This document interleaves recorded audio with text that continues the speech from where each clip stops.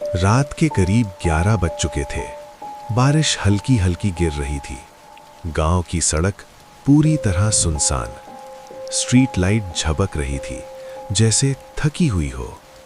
कहते हैं, हर डर किसी भूत से नहीं आता, कुछ डर इंसानों की खामोशी से पैदा होते हैं।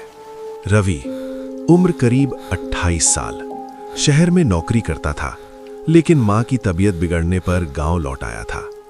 माँ अकेली रहती थी, पिता कई साल पहले गुजर चुके थे। माँ के चेहरे पर डर नहीं था, पर आंखों में कुछ ऐसा था जो रवि को रातों में सोने नहीं देता था। पहली ही रात माँ ने उसे चेतावनी दी, दरवाजा बंद करके सोना, और अगर कोई आवाज आए तो उठना मत। रवि हंस पड़ा। उसे क्या पता था कि गांव की रातें शहर से कहीं ज्यादा डरावनी होती हैं। माँ ने कुछ नहीं कहा, बस छत की तरफ देखती रही, जैसे वो जानती हो कि ये रात आखिरी चेतावनी है। रात करीब 2 बजे सन्नाटा और गहरा हो गया। हवा भी जैसे सांस लेना भूल गई हो। ठक ठक ठक, जैसे कोई दीवार पर नाखून चला रहा हो।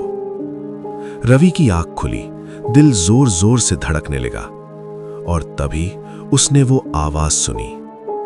रवि, आवाज जानी पहचानी थी। ये आवाज उसकी मां की थी। रवि मां के कमरे की ओर गया।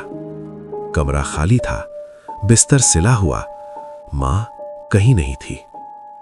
और तभी पीछे से आवाज आई। दरवाजे के बाहर मां खड़ी थी, पर चेहरा अंधेरे में छुपा हुआ। उसने जैसे ही दरवाजा खोला, मां ने उसका हाथ पकड़ लिया। हाथ बहुत ठंडा था, उंगलियों पर मिट्टी लगी थी, मिट्टी जैसे कब्र से आई हो। आंखें लाल नहीं थीं, पर पूरी तरह खाली थीं। और तभी दीवार पर टंगी तस्वीर नीचे गिर पड़ी। तस्वीर में मां की फोटो पर माला थी। रवि समझ चुका था, मां 3 दिन पहले मर चुकी थी, और गांव वालों ने उसे बताया ही नहीं, क्योंकि इलाज का पैसा रवि भेजता था।